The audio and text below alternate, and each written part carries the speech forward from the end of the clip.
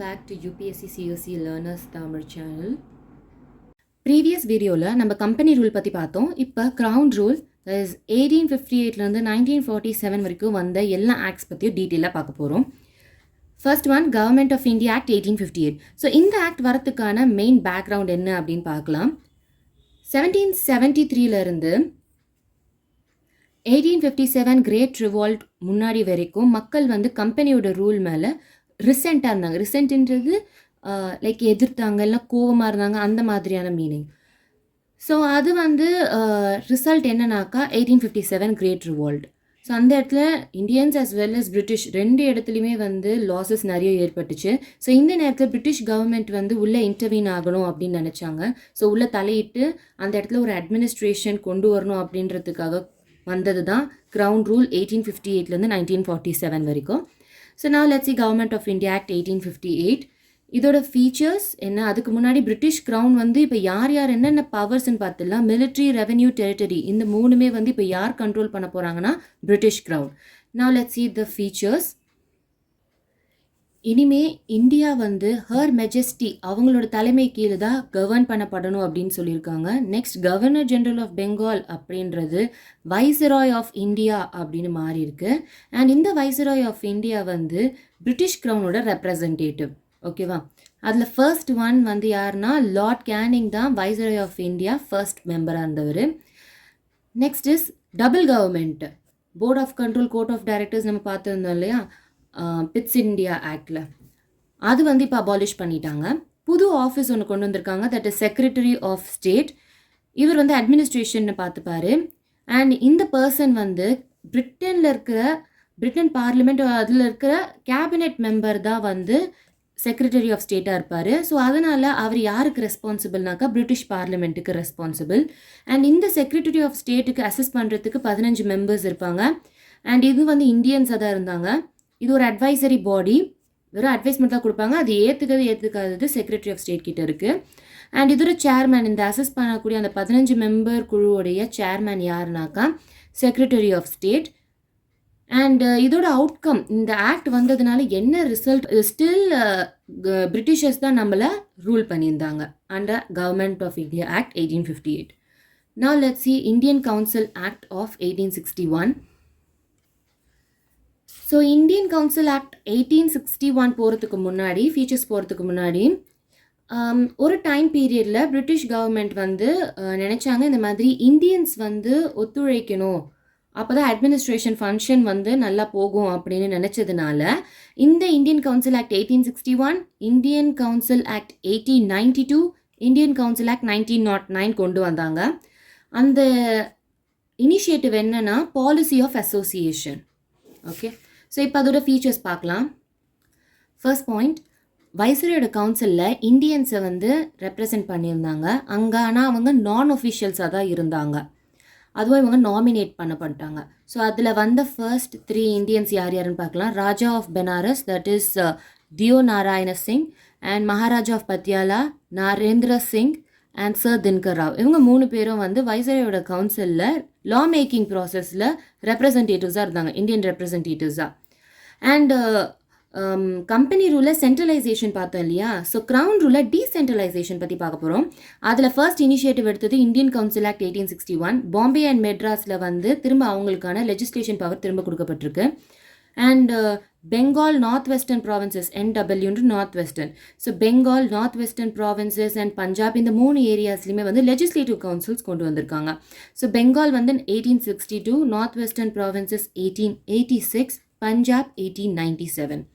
Next point, viceroy வந்து transaction of பிஸ்னஸ்ன்றது அந்த கவுன்சிலில் நடக்கக்கூடிய ஃபங்க்ஷன்ஸ். ஓகேவா? இன்னைக்கு இந்த இது நடக்கணும் அப்படின்லாம் இருக்கும் இல்லையா, அதுதான் நம்ம டிரான்சாக்ஷன் ஆஃப் பிஸ்னஸ் அப்படின்னு சொல்லுவோம். ஸோ அந்த மாதிரி நடக்கிறதுக்கு வைஸ்ராய் வந்து ரூல்ஸ் அண்ட் ஆர்டர்ஸை மேக் பண்ணலாம். ஸோ வைஸ்ராயோட கவுன்சிலில் சில ஃபங்க்ஷன்ஸ் நடக்கிறதுக்கு வைஸ்ராய் வந்து ரூல்ஸ் அண்ட் ஆர்டர்ஸை மேக் பண்ணலாம். So Lord Canning portfolio system. So very important, portfolio system யார் கொண்டு வந்தாங்கன்னு கேட்பாங்க. Lord Canning. எந்த இயர்னு பார்த்தோன்னா 1859. ஸோ போர்ட்ஃபோலியோ சிஸ்டமில் என்ன மீனிங் சொல்கிறேன். இப்போ எக்ஸாம்பிள் பார்த்தோன்னாக்கா, இப்போ ஏதோ ஒரு ஃபங்க்ஷன் நடக்குது. அந்த ஃபங்க்ஷனில் ஒவ்வொருத்தங்களுக்கும் ஒவ்வொரு வேலை கொடுத்துருப்பாங்க இல்லையா? ஸோ அதே மாதிரி தான் அந்த கவுன்சிலில் இருக்கிற மெம்பர்ஸுக்கு ஒவ்வொரு டிபார்ட்மெண்ட் அலோகேட் பண்ணப்பட்டிருக்கு. ஒன்று இல்லை அதுக்கு மேற்பட்டும் சில சமயங்களில் அலோகேட் பண்ணியிருக்காங்க. ஸோ அவங்க என்னென்ன முடிவு எடுக்கிறாங்களோ அது கவுன்சிலுக்கு சார்ந்து தான் எடுத்திருப்பாங்க. ஸோ அதான் போர்ட்ஃபோலியோ சிஸ்டம். ஸோ போர்ட்ஃபோலியோ சிஸ்டம்ன்றது டிபார்ட்மெண்ட்ஸை அலோகேட் பண்ணுறது ஒவ்வொரு பர்சனுக்குமே. Next point is ordinance. So ஆர்டினன்ஸுன்றது இப்போது கவுன்சில் வந்து ஃபங்க்ஷனில் இல்லை, இந்த மாதிரி எந்த டைமில் வந்து கவுன்சில் வந்து ஃபங்க்ஷன் ஆகாதுனாக்கா எமர்ஜென்சி சமயத்தில். ஸோ எமர்ஜென்சி சமயம் அப்போது கவுன்சில் ஃபங்க்ஷன் ஆகாத நேரத்தில் வைசராய் ஆர்டினன்ஸ் இஷ்யூ பண்ணலாம். அந்த ஆர்டினன்ஸோட லைஃப் பார்த்தோன்னா 6 months. ஸோ ஆர்டினன்ஸ் ரிலேட்டடான ப்ரொவிஷன்ஸ் வந்து நம்ம இந்தியன் கவுன்சில் ஆக்ட் 1861 மென்ஷன் பண்ணியிருக்காங்க. அந்த ஆர்டினன்ஸோட லைஃப் வந்து 6 months. Let's see the features of Indian Council Act 1892. Central as well as provincial legislative councilsல officialோட மெஜாரிட்டி இன்க்ரீஸ் பண்ணியிருக்காங்க. தட் இஸ் ஒஃபிஷியல்ஸ் வந்து நம்பர் இன்க்ரீஸ் பண்ணியிருக்காங்க, நான் ஒஃபிஷியல் மெம்பர்ஸையும் இன்க்ரீஸ் பண்ணியிருக்காங்க. பட் வெயிட்டேஜ் படி பார்க்கும்போது ஒஃபிஷியல்ஸ் தான் அதிகமான மெம்பர்ஸ் இருந்திருக்காங்க தேன் நான் ஒஃபிஷியல்ஸ். எல்சின்றது லெஜிஸ்லேட்டிவ் கவுன்சில். இந்த லெஜிஸ்லேட்டிவ் கவுன்சிலோட ஃபங்க்ஷன்ஸ் இன்க்ரீஸ் ஆகிருக்கு. பட்ஜெட் பற்றி டிஸ்கஸ் பண்ணலாம். ஆல்சோ எக்ஸிக்யூட்டிவ்ஸுக்கு லெஜிஸ்லேட்டிவ் கவுன்சில் வந்து கொஸ்டின்ஸ் கேட்கலாம். அந்த மாதிரியான பவர்ஸ் எல்லாமே லெஜிஸ்லேட்டிவ் கவுன்சிலுக்கு கொடுத்துருக்காங்க. அண்ட் நான் ஒஃபிஷியல்ஸ் வந்து எப்படி இந்த லெஜிஸ்லேட்டிவ் கவுன்சிலுக்குள்ளே வராங்க அப்படின்னு பார்க்கலாம், நாமினேஷன் மூலியமாக. ஸோ நாமினேஷன் யார் பண்ணுறாங்கனாக்கா, யார் பண்ணுவார்னா வைசராய். வைசராய் டைரெக்டாக அவர் டிஸ்கிரிஷனரி பவர் கிடையாது, அவரே தானாக செலக்ட் பண்ணுறது கிடையாது, அது நாமினேட் பண்ணுறது கிடையாது. அவர் ரெக்கமெண்ட் பண்ணுறாங்க. யார் யாருன்னு பார்க்கலாம். அதுக்கு முன்னாடி எந்த போஸ்ட்டுக்கு அப்படின்னு பார்க்கலாம், சென்ட்ரல் லெஜிஸ்லேட்டிவ் கவுன்சிலில் இருக்கக்கூடிய நான் ஒஃபிஷியல் மெம்பர்ஸை. ஓகேவா? ஸோ வைசராய் எந்த நான் ஒஃபிஷியல் மெம்பர்ஸை நாமினேட் பண்ணுறாரு, சென்ட்ரல் லெஜிஸ்லேட்டிவ் கவுன்சிலுக்கு. ஸோ யார் ரெக்கமெண்ட் பண்ணுறாங்கன்னா provincial legislative council and Bengal chamber of commerce. Next one வந்து நான் முன்னாடியே சொல்லியிருந்த central and provincial legislative council அப்படின்னு இருக்குது. நம்ம இப்போது சென்ட்ரல் லெஜிஸ்லேட்டிவ் கவுன்சில் தான் பார்த்தோம். இப்போ நம்ம பார்க்க போகிறது ப்ரொவின்ஷியல் லெஜிஸ்லேட்டிவ் கவுன்சிலுக்கு. அது யார் நாமினேட் பண்ணுவார்னா கவர்னர். சேம் கவர்னருக்கு டிஸ்கிரிஷனரி பவர் கிடையாது, ரெக்கமெண்டேஷன்ஸ் மேக் பண்ணுறாங்க. யார் யாருன்னு பார்க்கலாம். District board, municipalities, universities, trade association, zamindars and chambers. So இவங்க தான் வந்து ரெக்கமெண்ட் பண்ணுவாங்க கவர்னருக்கு. அண்ட் கவர்னர் அந்த நான் அஃபிஷியல் மெம்பரை ப்ரொவின்ஷியல் லெஜிஸ்லேட்டிவ் கவுன்சிலில் நாமினேட் பண்ணுவார். இந்த இந்தியன் கவுன்சில் ஆக்ட் 1892 எலெக்ஷன் அப்படின்ற வேர்டை மென்ஷன் பண்ணலை. அதுக்கு பதிலாக nomination made on recommendation of certain bodies. So அப்படி தானே நம்ம பார்த்தோம். ஸோ சில பாடிஸ் ரெக்கமெண்ட் பண்ணுறாங்க அண்ட் இன் டர்ன் கவர்னரோ இல்லைனா வைசராய் வந்து நாமினேட் பண்ணுறாங்க அந்த மெம்பரை, தட் இஸ் நான் ஒஃபிஷியல் மெம்பரை நாமினேட் பண்ணுறாங்க. தேர்ஃபோர் இது வந்து நம்ம இன்டைரக்ட் எலெக்ஷன் அப்படின்னு சொல்கிறோம். நான் இப்போது இந்தியன் கவுன்சில் ஆக்ட் 1909 பார்ப்போம். இந்த ஆக்டுக்கு இன்னொரு நேம் இருக்குது, மார்லே மின்டோ ரிஃபார்ம் அப்படின்ட்டு. ஸோ மார்லே, லார்ட் மார்லேன்றவர் செக்ரட்டரி ஆஃப் ஸ்டேட், லார்ட் மின்டோன்றவர் வைசராய். இப்போ ஃபீச்சர்ஸ் பார்க்கலாம். நம்ம முன்னாடி சொன்ன மாதிரி ஒஃபிஷியல்ஸ் அண்ட் நான் ஒஃபிஷியல்ஸ் அப்படின்னு 2 பேர் இருந்தாங்க, அதாவது 2 குரூப்ஸ் இருந்திருக்கு. ஸோ சென்ட்ரல் லெஜிஸ்லேட்டிவ் கவுன்சிலில் ஒஃபிஷியல்ஸ் வந்து மெஜாரிட்டியாக இருந்தாங்க அண்ட் அதில் 16 மெம்பர்ஸாக இருந்தவங்க இப்போது 60 மெம்பர்ஸாக மாறியிருக்காங்க. ஸோ யார் இப்போ மெஜாரிட்டியாக இருக்காங்க? ஒஃபிஷியல்ஸ் தான். பட் இந்த ப்ரொவின்ஷியல் லெஜிஸ்லேட்டிவ் கவுன்சிலில் இது யூனிஃபார்மாக இல்லை, மெம்பர்ஸ் வந்து யூனிஃபார்ம் கிடையாது. லைக் ஒவ்வொரு ப்ரொவின்சஸ்லையுமே வந்து டிஃப்ரெண்ட் நம்பர்ஸ் இருந்திருக்காங்க. பட் இந்த இடத்துல நான் ஒஃபிஷியல்ஸ் மெஜாரிட்டியாக இருந்திருக்காங்க. செகண்ட் பாயிண்ட் வந்து ஃபர்ஸ்ட் டைம் வந்து எக்ஸிக்யூட்டிவ் கவுன்சில், வைசராய் மற்றும் கவர்னரோட எக்ஸிக்யூட்டிவ் கவுன்சில்ஸில் இந்தியன்ஸ் ரெப்ரசன்ட் பண்ணியிருக்காங்க. அதில் வைசராயோட எக்ஸிக்யூட்டிவ் கவுன்சில் சத்யேந்திர பிரசாத் சின்ஹா வந்து லா மெம்பராக வந்து அப்பாயிண்ட் பண்ணியிருக்காங்க. லார்ட் மின்டோ ஒரு புது ஃபார்ம் ஒரு இல்லைனா சிஸ்டம் கொண்டு வந்திருப்பார், அதுதான் கம்யூனல் ரெப்ரசன்டேஷன். ஸோ இது மூலிமா அவருக்கு கிடைச்ச பேர் father of communal electorate. So இந்த கம்யூனல் ரெப்ரசன்டேஷன் படி முஸ்லீம் எலெக்டோரேட்டை எலெக்ட் பண்ணுவாங்க. ஓகேவா? அதான் அந்த concept, Muslim to be elected by Muslim. So இது மூலிமா கம்யூனலிசம் லீகலைஸ் ஆகிருக்கு. ஆல்சோ இது கம்யூனல் ரெப்ரசன்டேஷனுக்கு மட்டும் ரூட் ஃபார்ம் பண்ணல. ஆல்சோ இந்த இந்தியன் கவுன்சில் ஆக்ட் 1909 ரெப்ரசன்டேஷன்ஸையும் மேக் பண்ணியிருக்காங்க. Presidency corporation, chamber of commerce, universities, zamindars இவங்கள ரெப்ரசன்ட் பண்ணி கவுன்சிலில் பிளேஸ் ஆகலாம். ஸோ இந்த ஆக்டில் இம்பார்ட்டன்ட் பார்த்தோன்னாக்கா லார்ட் மார்லே, லார்ட் மின்டோ என்னென்ன பதவி இருந்தாங்க அப்படின்னு கேட்பாங்க. ஆல்சோ வைஸ்ராயோட எக்ஸிக்யூட்டிவ் கவுன்சில் வந்து யார் மெம்பராக இருந்தாங்க இந்தியன் அப்படின்னு கேட்பாங்க. And father of communal electorate யார் அப்படின்னு கேட்பாங்க. ஸோ நெக்ஸ்ட் ஆக்ட் பார்க்கலாம். கவர்மெண்ட் ஆஃப் இந்தியா ஆக்ட் 1919ஓட இன்னொரு பேர் வந்து மாண்டெக்யூ கிளெமெஸ்ஃபோர்ட். ஸோ மாண்டெக்யூன்றவர் செக்ரட்டரி ஆஃப் ஸ்டேட் அண்ட் கிளெமெஸ்ஃபோர்டுன்றவர் வைஸ்ராய். பிரிட்டிஷ் கவர்மெண்ட் ஆகஸ்ட் 20, 1917 அப்போது அவங்களோட நோக்கத்தை சொல்லியிருப்பாங்க. என்னன்னாக்கா இந்தியாவில் ஒரு ரெஸ்பான்சிபிள் கவர்மெண்ட்டை கொண்டு வரணும் அப்படின்ட்டு.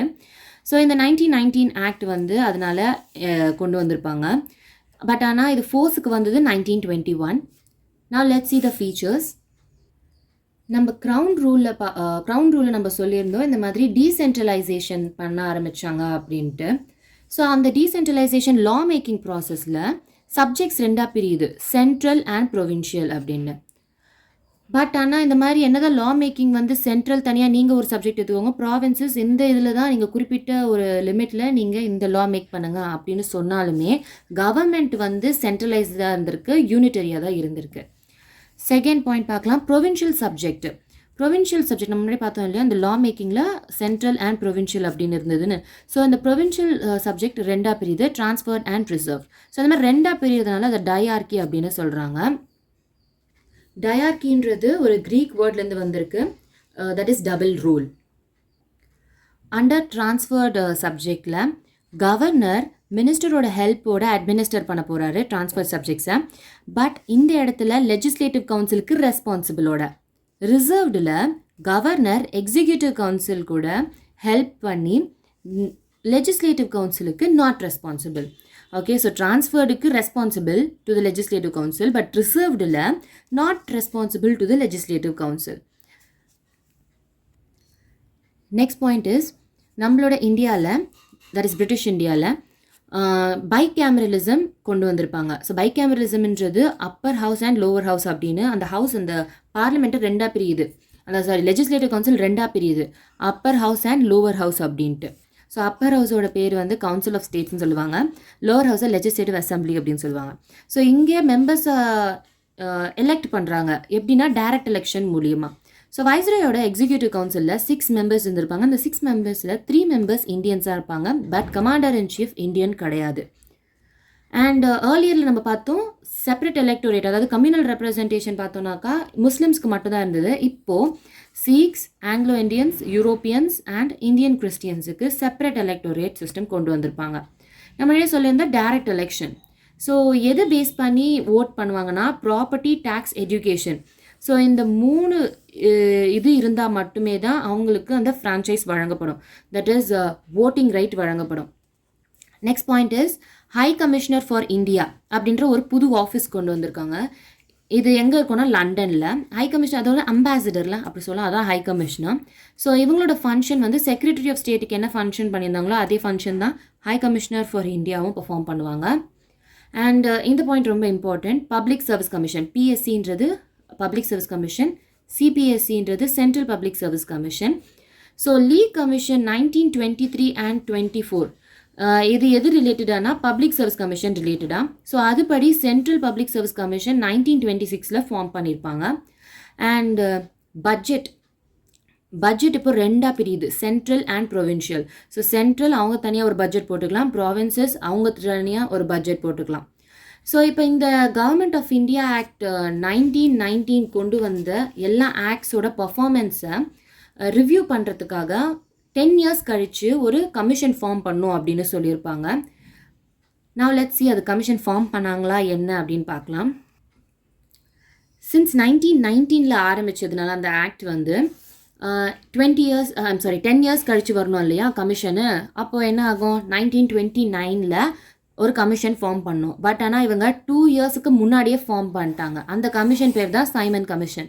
ஸோ பிரிட்டிஷ் கவர்மெண்ட் என்ன பண்ணாங்க, 7 மெம்பர்ஸ் கொண்ட குழுவை ஃபார்ம் பண்ணுறாங்க. அதோட சேர்மேனாக சர் ஜான் சைமன். ஸோ அதனால தான் சைமன் கமிஷன் அப்படின்னு வருது. ஸோ இந்த கமிஷனோட வேலை என்னன்னாக்கா government of India act 1919 review பண்ணுறது தான் அவங்களோட வேலை. ஸோ இவங்க சில ரிப்போர்ட்ஸ் சப்மிட் பண்ணியிருக்காங்க. லைக் இந்த ஆக்ட் வந்ததுனால இந்தியாவோட நிலைமை இப்போ சேஞ்ச் ஆயிருக்கா என்ன அப்படின்னு பார்க்கணும். பட் இந்த பார்ட்டிஸ் நம்ம அந்த டைமில் இருந்த பார்ட்டிஸ் பார்த்தோன்னா பாய்காட் பண்ணாங்க. அவங்க இந்த கமிஷன் வந்து ஒத்துக்கலை ஃபார்ம் பண்ணுறதுக்கு. அண்ட் ஏன்னு பார்த்தோன்னாக்கா இந்த 7 மெம்பர்ஸுமே வந்து பிரிட்டிஷர்ஸாக இருந்தாங்க. கமிஷன் சில ரெக்கமெண்டேஷன்ஸ் மேக் பண்ணியிருக்காங்க 1930. லெட்ஸ் சி, டயார்கியை நீங்கள் அபாலிஷ் பண்ணுங்க அப்படின்னு சொன்னாங்க. டயார்கி ஞாபகம் இருக்குல்ல, ட்ரான்ஸ்ஃபர்ட் அண்ட் ரிசர்வ் சப்ஜெக்ட் அப்படின்னு ப்ரொவின்ஷியல் சப்ஜெக்டை பிரித்தாங்க. அதை அபாலிஷ் பண்ணுங்கன்னு சொன்னாங்க. ஆல்சோ ரெஸ்பான்சிபிள் கவர்மெண்ட்டை எக்ஸ்டெண்ட் பண்ணுங்கள் ப்ராவின்சஸ்க்கு. ஃபெடரேஷன் ஒன்று புதுசாக ஒன்று உருவாக்குங்க அப்படின்னு சொன்னாங்க. அதில் பிரிட்டிஷ் கவர்மெண்ட் பிரிட்டிஷ் இந்தியாவும் பிரின்ஸ்லி ஸ்டேட்ஸும் ரெண்டும் சேர்ந்து ஃபெடரேஷன் அப்படின்னு சொல்லுங்கள் அப்படின்னு ஒரு எஸ்டாப்ளிஷ் பண்ணுங்க அப்படின்னு சொல்லியிருப்பாங்க. ஆல்சோ கம்யூனலிசம், அதாவது செப்பரேட் எலக்டோரேட் இருக்குல்ல, அதை கண்டினியூ பண்ணுங்க அப்படின்னு சொல்லியிருப்பாங்க. ஸோ இது எல்லாமே இந்த ரெக்கமெண்டேஷன்ஸை கன்சிடர் பண்ணணுன்றதுக்காக 3 ரவுண்ட் டேபிள் கான்ஃபரன்ஸை கொண்டு வந்திருப்பாங்க. அண்ட் இந்த கமிஷன் சொன்ன சில ரெக்கமெண்டேஷன்ஸை அடுத்த ஃபாலோவிங் ஆக்ட், அதாவது கவர்மெண்ட் ஆஃப் இந்தியா ஆக்ட் 1935 சில மாடிஃபிகேஷன்ஸ் கொண்டு வந்து எனாக்ட் பண்ணியிருப்பாங்க. அண்ட் நெக்ஸ்ட் இம்பார்ட்டண்ட் இது பார்த்தோன்னா கம்யூனல் அவார்ட். இதுக்கு முன்னாடி நம்ம பார்த்தோம் ரிலீஜியன் வைஸ் வந்து அவங்க எலக்டோரேட்ஸை வந்து வச்சுருந்தாங்க. பட் நவ் அந்த செக்ஷன் ஆஃப் சொசைட்டியில் எலக்டோரேட்ஸை பண்ண போகிறாங்க. அதாவது ஹிந்துஸில் வந்து SC, that is depressed classes இருக்கு இல்லையா, அவங்களுக்கு வந்து அந்த டிப்ரெஸ்ட் பீப்புள் வந்து ஓட் பண்ணணும் அப்படி வந்து கொண்டு வந்திருப்பாங்க. அது யாருனாக்கா ராம்சே மெக்டொனால்ட், பிரிட்டிஷ் பிஎம்மாக இருந்தவர், ஆகஸ்ட் 1932 இந்த ப்ரொவிஷனை கொண்டு வந்திருப்பார். That is communal award. இந்த ஐடியாவை வந்து சப்போர்ட் பண்ணது பார்த்தோன்னா டாக்டர் பிஆர் அம்பேத்கர். பட் ஆனால் காந்தி வந்து சப்போர்ட் பண்ணலை. அதுக்காக வந்து எரவடா ஜெயிலில் பார்த்தோன்னாக்கா ஹங்கர் ஸ்ட்ரைக் எடுத்திருப்பாரு. அண்ட் அதோட ரிசல்ட்டாக பூனா பேக்ட் கொண்டு வந்திருப்பாங்க 1932. அம்பேத்கர் அண்ட் காந்தி இவங்க 2 பேருக்கும் நடுவில் ஒரு அக்ரிமெண்ட் கொண்டது தான் பூனா பேக்ட். ஸோ இதில் என்னன்னாக்கா ஜாயிண்ட் எலக்டோரேட் தான் இருக்கும், ஹிந்துஸ்குள்ளே ஜாயிண்ட் எலக்டோரேட் தான் இருக்கும் அப்படின்னு சொல்லியிருப்பாங்க. அண்ட் இவங்களுக்கு டிப்ரெஸ்ட் கிளாஸஸ் இல்லைனா மைனாரிட்டிஸ்க்கு பார்த்தோன்னாக்கா ரிசர்வேஷன் வழங்கப்படும் அப்படின்னு சொல்லியிருக்காங்க. இப்போ நம்ம கவர்மெண்ட் ஆஃப் இந்தியா ஆக்ட் 1935 பார்க்கலாம். நம்மளோட இந்தியன் கான்ஸ்டிடியூஷனில் அதிகமான ஃபீச்சர்ஸ் இந்த கவர்மெண்ட் ஆஃப் இந்தியா ஆக்ட் 1935 தான் நம்ம எடுத்திருப்போம். Now let's see its features. So இதில் மொத்தம் 321 செக்ஷன்ஸ் இருந்திருக்கு and 10 schedules. So first one, நம்ம சைமன் கமிஷனில் பார்த்தோம் இந்த மாதிரி ஃபெடரேஷன் ஃபார்ம் பண்ணுங்க அப்படின்ட்டு. ஸோ இந்த ப்ரொவிஷன் வந்து இந்த ஆக்டில் கொண்டு வந்திருப்பாங்க. Let's see, all India federation. So இதில் வந்து ப்ராவின்சஸ் அண்ட் பிரின்ஸ்லி ஸ்டேட்ஸ் இவங்க 2 பேரும் ஒன்றா சேர்ந்து யூனிட்ஸ் அப்படின்னு மென்ஷன் பண்ணியிருப்பாங்க. அண்ட் அவங்களோட பவர்ஸை இப்போ டிஸ்ட்ரிபியூட் பண்ண போகிறாங்க, அதாவது சென்டருக்கும் யூனிட்ஸுக்கும். ஸோ ஃபெடரல் சப்ஜெக்ட் இப்போ ப்ரெசென்ட்டில் இருக்கு இல்லையா நம்மளோட இந்தியன் கான்ஸ்டிடியூஷனில் union list, state list and concurrent list, அதே மாதிரி தான் ஃபெடரல் லிஸ்ட்டு. இதில் மொத்தம் 59 சப்ஜெக்ட்ஸ் இருக்கும். அதில் சென்டர் பார்த்துப்பாங்க. ப்ரொவின்ஷியல் 54 சப்ஜெக்ட்ஸ், அது ப்ராவின்சஸ் பார்த்துப்பாங்க. கன்கரண்ட் மொத்தம் 36 சப்ஜெக்ட்ஸ், 2 பேருமே அவங்களுக்கு பவர் இருக்குது. பட் ஆனால் இந்த 2த்துல provinces as well as centre முடிவெடுத்தாங்கன்னா சென்டரோட பவர் தான் அதிகம், அவங்களோட கருத்து தான் வந்து அங்கே செல்லுபடி ஆகும். அண்ட் ரெசிடியூரி பவர்ஸ், அந்த 3த்துலையுமே வராத சில சப்ஜெக்ட்ஸ் எல்லாமே வைஸ்ராயை டீல் பண்ணிப்பார். என்னதான் அந்த ஆல் இண்டியா ஃபெடரேஷன் ரிலேட்டடாக ப்ரொவிஷன்ஸ் கொண்டு வந்தாலும் அது ஃபோர்ஸுக்கு வரல. ஏன்னாக்கா பிரின்ஸ்லி ஸ்டேட் அந்த ஃபெடரேஷனில் ஜாயின் ஆகிறதுக்கு விரும்பலை. நெக்ஸ்ட் பாயிண்ட், சைமன் கமிஷனில் நம்ம பார்த்தோம் டயார்கியை வந்து அபாலிஷ் பண்ணுங்க அப்படின்ட்டு. ஸோ சேம் டயார்கி அபாலிஷ் பண்ணாங்க. அண்ட் அதுக்கு பதிலாக ப்ரொவின்ஷியல் அட்டனாமி கொண்டு வந்தாங்க. ஸோ டயார்கி ஞாபகம் இருக்குல்ல, ரிசர்வ்டு அண்ட் ட்ரான்ஸ்ஃபர்ட் சப்ஜெக்ட்ஸ் அப்படின்ட்டு. ஸோ ட்ரான்ஸ்ஃபர்ட் சப்ஜெக்ட்ஸில் வந்து they were responsible, that is governor and ministers வந்து ரெஸ்பான்சிபிள் டு லெஜிஸ்லேட்டிவ் கவுன்சில். ஆனால் ரிசர்வ்டு சப்ஜெக்டில் வந்து லெஜிஸ்லேட்டிவ் கவுன்சிலுக்கு ரெஸ்பான்சிபிள் கிடையாது அப்படின்ட்டு. இப்போ அந்த மாதிரிலாம் எதுவுமே கிடையாது. அண்ட் ரெஸ்பான்சிபிள் கவர்மெண்ட்டை கொண்டு வரணும் அப்படின்றது தான் அவங்களோட நோக்கமே ப்ராவின்சஸில். So governor as well as minister இவங்க 2 பேருமே வந்து பிஎல்ன்றது ப்ரொவின்ஷியல் லெஜிஸ்லேச்சர். ஸோ இந்த ப்ரொவின்ஷியல் லெஜிஸ்லேச்சருக்கு ரெஸ்பான்சிபிள் தான் அப்படின்னு கொண்டு வந்திருப்பாங்க. அந்த ஐடியா எப்போ வந்ததுன்னா 1937 எஃபெக்ட்டுக்கு கொண்டு வந்தாங்க. ஆனால் 1939 டிஸ்கண்டினியூ பண்ணிட்டாங்க. ஏர்லியர் நம்ம பார்த்தோம் ப்ராவின்சஸில் டயார்கி இருந்தது அப்படின்ட்டு இந்த 1935க்கு முன்னாடி. இப்போது 1935 சென்டரில் டயார்கி கொண்டு வராங்க. அதாவது ஃபெடரல் சப்ஜெக்ட் வந்து ரிசர்வ்ட் அண்ட் ட்ரான்ஸ்ஃபர்ட் அப்படின்னு 2ஆக பிரிகிறாங்க. பட் ஆனால் இதுவும் ஆப்ரேஷனுக்கு வரல. பைகேமரலிசம் 11 ப்ராவின்சஸில் 6 ப்ராவின்சஸ்க்கு வந்து பைகேமரலிசம் கொண்டு வந்திருப்பாங்க. என்னன்னு பார்க்கலாம். Bengal, Bombay, Madras, Bihar, Assam and united provinces. So bicameralism ஞாபகத்தில் upper house and lower house அப்படின்னு பிரிகிறது தான். 1935க்கு முன்னாடி 1932ல் நம்ம பூனா பேக்ட் பார்த்தோம். தட் இஸ் டிப்ரெஸ்ட் கிளாஸஸ்க்கு தனியான செப்பரேட் எலக்டோரேட் இருக்கக்கூடாது அப்படின்ட்டு. பட் இருந்தாலுமே 1935ல் கம்யூனல் ரெப்ரசன்டேஷனில் SC, that is depressed classes, women and labour, இவங்களுக்கு தனியாக கம்யூனல் ரெப்ரசன்டேஷன் கொண்டு வந்தாங்க. Next is government of India act 1858ல் கவுன்சில் ஆஃப் இந்தியா அதை அபாலிஷ் பண்ணிவிட்டு அண்ட் செக்ரட்டரி ஆஃப் ஸ்டேட்டுக்கு வந்து ஒரு 15 மெம்பர்ஸ் நம்ம பார்த்தோம் இல்லையா அசஸ் பண்ணுறதுக்கு, அவங்கள அபாலிஷ் பண்ணிட்டாங்க. அண்ட் அட்வைசர்ஸ், அவங்களுக்கு பதிலாக அட்வைசர்ஸை கொண்டு வந்துட்டாங்க. ஸோ ஞாபகம் இருக்கா, கவர்மெண்ட் ஆஃப் இந்தியா ஆக்ட் 1858ல் செக்ரட்டரி ஆஃப் ஸ்டேட்டை அசஸ் பண்ணுறதுக்கு கவுன்சில் ஆஃப் இந்தியா கொண்டு வந்திருப்பாங்க. பட் இந்த 1935 ஆக்டை இந்த கவுன்சில் ஆஃப் இந்தியாவை அபாலிஷ் பண்ணிவிட்டு அட்வைசர்ஸை கொண்டு வந்துட்டாங்க. அண்ட் இந்த இடத்துல ஃப்ரான்ச்சைஸ் ரைட் டு ஓட் வந்து இன்க்ரீஸ் பண்ணியிருக்காங்க, ஒரு 10% இன்க்ரீஸ் பண்ணியிருக்காங்க. And next point is RBI form பண்ணியிருக்காங்க. எந்த கமிட்டி மூலியமானா ஹில்டன் யங் கமிஷன், அவங்க தான் ஆர்பிஐ ஃபார்ம் பண்ணுறதுக்கு ரெக்கமெண்ட் பண்ணியிருப்பாங்க. அண்ட் இந்த ஆர்பிஐயோட வேலை என்னன்னாக்கா இந்தியாவில் இருக்கக்கூடிய கரன்சி அண்ட் கிரெடிட்டை கண்ட்ரோல் பண்ணுறது. அண்ட் ஆர்பிஐயோட ஹெட் குவார்ட்டர்ஸ் 1935ல் கல்கட்டாவில் இருந்திருக்கு. அண்ட் லேட்டர் 1937ல் பாம்பேக்கு மாற்றிருக்காங்க. 1926ல் எப்படி central public service commission form ஆச்சோ, இப்போது 1935க்கு கீழே provincial public service commission and joint public service commission form ஆகுது. ஸோ ஜாயிண்ட்ன்றது 2 or more ப்ராவின்சஸ் ஒன்றா சேர்ந்து கண்டக்ட் பண்ணுறது தான் அந்த joint public service commission. And next is 1937ல் ஃபெடரல் கோர்ட் உருவாக்கியிருக்காங்க. ஸோ ஏர்லியர் நம்ம ரெகுலேட்டிங் ஆக்டில் சுப்ரீம் கோர்ட் ஆஃப் கல்கட்டா பார்த்தோம். இந்த இடத்துல ஃபெடரல் கோர்ட், ஒரு சென்ட்ரலைஸ்டான கோர்ட்டு 1937ல் ஃபார்ம் பண்ணியிருக்காங்க. இந்த ஃபெடரல் கோர்ட் எங்கே செட்டப் பண்ணியிருந்தாங்கன்னா டெல்லியில். ஃபர்ஸ்ட் சீஃப் ஜஸ்டிஸ் யாருன்னா Morris coir. Indian independence act 1947. So இந்த ஆக்ட் வரதுக்கு முன்னாடி சீரீஸ் ஆஃப் இவெண்ட்ஸ் நடந்திருக்கும், லைக் இந்தியா இண்டிபெண்ட் ஆகணும் அப்படின்ட்டு. ஸோ அதெல்லாம் டீட்டெயிலாக நம்ம ஹிஸ்ட்ரியில் பார்க்கலாம். இந்த இந்தியன் இண்டிபெண்டன்ஸ் ஆக்ட் 1947 வந்து பிரிட்டிஷில் பிஎம்மாக இருந்தவர் கிளெமெண்ட் அட்லி, அவர் தான் இது இன்ட்ரடியூஸ் பண்ணியிருப்பார். ஸோ அவரோட சைடில் என்ன சொன்னாங்கன்னா June 30, 1948ல் பிரிட்டிஷோட ரூல் எண்ட் ஆகும் இந்தியாவில் அப்படின்னு சொல்லியிருப்பாங்க. லைக் முஸ்லீம் லீக் வந்து டிமாண்ட் வச்சுருப்பாங்க தட் அவங்களுக்கு ஒரு செப்பரேட் கண்ட்ரி வேணும் அப்படின்ட்டு. அண்ட் இது ரிலேட்டடாக பிரிட்டிஷ் கவர்மெண்ட் வந்து June 3, 1947 அப்போது இந்தியா தங்களோட கான்ஸ்டிடியூவன்ட் அசம்பிளி மூலிமா கான்ஸ்டிடியூஷனை க்ரியேட் பண்ணலாம். ஸோ யார் விருப்பம் இல்லையோ அந்த கான்ஸ்டிடியூஷனை அவங்க ஏற்றுக்க வேண்டாம் அப்படின்னு சொல்லியிருப்பாங்க. அண்ட் அதே நாளில் Lord Mountbatten viceroy of இந்தியாவாக இருந்தவர். அண்ட் அவர் என்ன கொண்டு வந்திருக்காருன்னா June 3 பிளான், இல்லைனா Mountbatten plan, which talks about partition plan. Okay, India and Pakistan பிரிக்கிறத பற்றி சொல்கிறது தான் June 3 பிளான், இல்லைனா மவுண்ட் பேட்டன் பிளான். இந்த பிளானை வந்து 2 பேரும், that is Congress as well as Muslim League வந்து ஒத்துப்பாங்க. ஓகே, ஃபீச்சர்ஸ் பார்க்கலாம். August 15, 1947 அப்போது பிரிட்டிஷ் ரூல் இந்தியாவில் எண்ட் ஆகப்படும், தட் இஸ் முடிவுக்கு கொண்டு வரப்படும். அண்ட் இந்தியா ஒரு இண்டிபெண்ட் அண்ட் சாவரன் ஸ்டேட்டாக இருக்கும். ஸோ இண்டிபெண்ட்ன்றது யாரையும் சார்ந்து இல்லை, அண்ட் சாவரன்ன்றது இந்தியாவுக்கு மேலே யாரும் இல்லை. ஓகேவா? ஸோ இந்தியா அவங்களோட முடிவை அவங்களே எடுத்துக்கலாம் அப்படின்னு சொல்கிறது தான் sovereign. And second point is partition. So earlier ஒரு பிரிட்டிஷ் இந்தியான்றது இப்போ இந்தியா பாகிஸ்தான் அப்படின்னு 2ஆக பிரிய போகுது.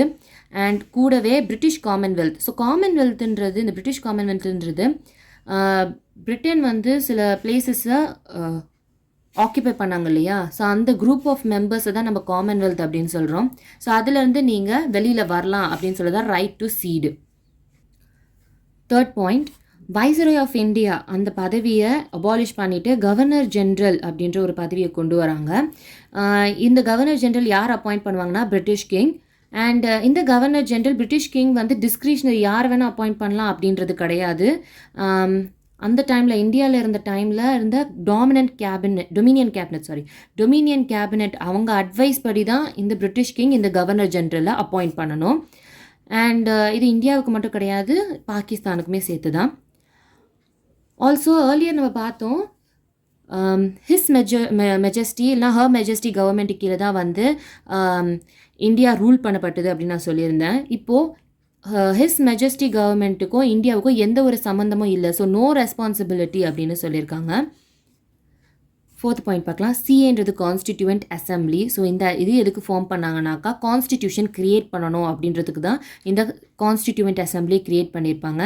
ஸோ ஒவ்வொரு டொமினியன், அதாவது India as well as Pakistan, so அவங்க வந்து ஒவ்வொரு கான்ஸ்டிடியூவன்ட் அசம்பிளி 2 பேரும் வச்சுக்கலாம் அப்படின்னு சொல்லியிருப்பாங்க. ஸோ அதுபடி நீங்கள் எந்த ஒரு அடாப்ட் பண்ணிக்கலாம், ஃப்ரேம் பண்ணிக்கலாம் உங்களோட கான்ஸ்டிடியூஷன் அப்படின்னு சொல்லியிருப்பாங்க. நீங்கள் ஏன் இந்த இந்தியன் இண்டிபெண்டன்ஸ் ஆக்ட் 1947 நீங்கள் ரிப்பெல் பண்ணிக்கலாம் அப்படின்னும் சொல்லியிருப்பாங்க. 5th பாயிண்ட், கான்ஸ்டிடியூவன்ட் அசம்பிளி வந்து கான்ஸ்டிடியூஷன் க்ரியேட் பண்ணுறதுக்கு வரைக்கும் அது லைக் கான்ஸ்டிடியூஷன் கொண்டு வரத்துக்கு வரைக்கும் நீங்கள் லெஜிஸ்லேஷன் க்ரியேட் பண்ணிக்கலாம் அப்படின்னு சொல்லியிருப்பாங்க. லைக் பிரிட்டிஷ் பார்லிமெண்ட் ஆக்ட்ஸை கூட நீங்கள் August 15, 1947 அப்புறமா கூட நீங்கள் கொண்டு வரலாம், அந்த மாதிரியான ப்ரொவிஷனை கொண்டு வந்திருக்காங்க.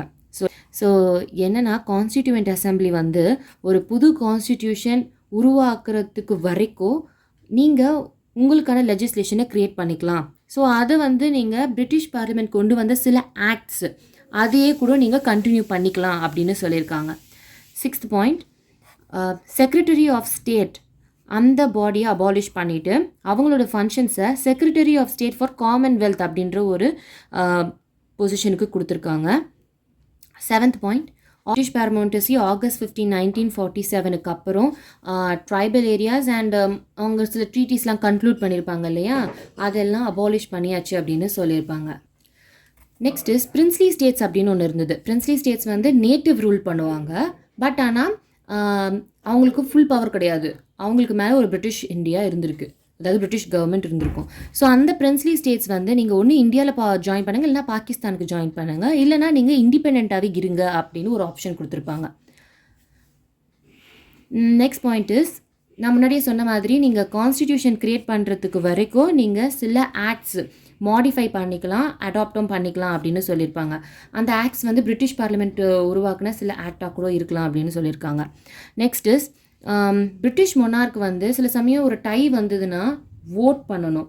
ஆல்சோ அசென்ட் கொடுக்கணும். அசென்ட்ன்றது ஓகே இந்த ஆக்ட் கொண்டு வரலாம் அப்படின்னு அப்ரூவல் கொடுக்குறது தான் அசென்ட் அப்படின்னு சொல்லுவோம். சில சமயம் வந்து கவர்னர் வந்து ரிசர்வேஷன் கொடுப்பாங்க பிரிட்டிஷ் மொனார்க்கு. அந்த எல்லாமே வந்து இனிமேல் கிடையாது அப்படின்னு சொல்லியிருக்காங்க. அதுக்கு பதிலாக கவர்னர் ஜெனரல் நம்ம அப்பாயிண்ட் பண்ணோம் இல்லையா, டொமினியன் கவர்மெண்ட் வந்து கிங்குக்கு அட்வைஸ் பண்ணி அப்பாயிண்ட் பண்ணாங்களே, அவங்களுக்கு அந்த பவர் எல்லாமே போகுது.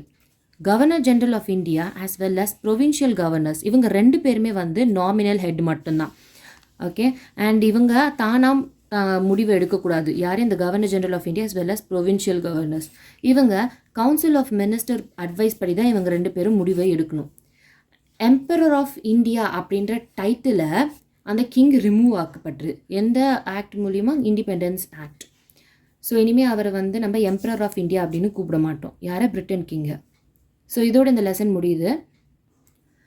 So first lesson historical background from Laxmikanth text book. அதில் நம்ம 2 வீடியோஸ் அப்லோட் பண்ணியிருக்கோம். ஒன்று வந்து கம்பெனி ரூல், இன்னொன்று க்ரவுன் ரூல். ஆல்சோ அந்த டைமில் இருந்த இன்டரிம் கவர்மெண்ட்னா இடைக்கால கவர்மெண்ட்டுன்னு சொல்லுவோம். இன்டரிம் கவர்மெண்ட்டில் இருந்த கேபினெட் ஆஸ் வெல் அஸ் நம்மளோட இண்டிபெண்ட் கேபினெட், இந்த ரிலேட்டடாக இருந்த மெம்பர்ஸை பற்றி நெக்ஸ்ட் வீடியோவில் பார்க்கலாம், இல்லை ஷார்ட்ஸில் பார்க்கலாம். ஸோ இதோட ஃபர்ஸ்ட் லெசன் கம்ப்ளீட் பண்ணிட்டோம். செகண்ட் வீடியோவில் செகண்ட் லெசன் நம்ம பார்க்கலாம். தேங்க்ஸ் ஃபார் வாட்சிங் UPSC CSC Learners Tamil channel.